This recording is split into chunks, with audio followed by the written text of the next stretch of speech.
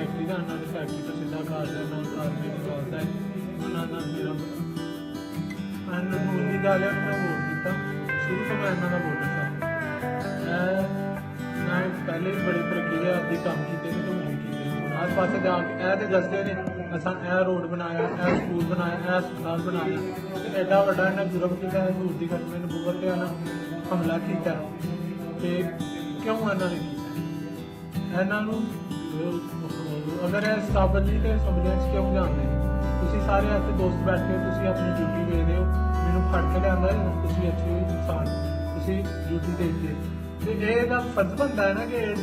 लखों vote लैके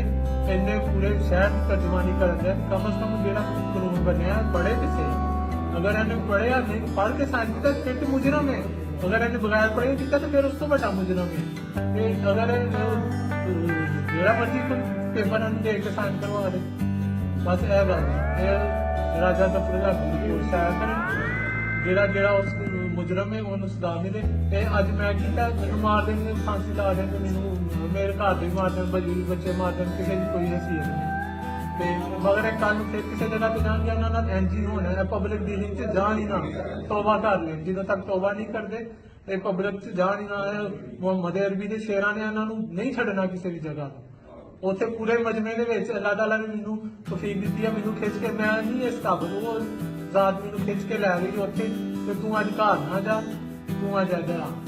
मेरी मां बीमार है शुगर की मरीज है मैं जाके इंसुलिन लानी होंगी ये वो सारे काम मैं करने होंगे मगर हाँ मगर अज मैनू कोई चीज घर जान ही नहीं दिता उन्हें खिंच लिया मैनू कि नहीं तू इधर आ अज फिर मैं दो दिन नमाज में पढ़ी फैक्ट्री आ गया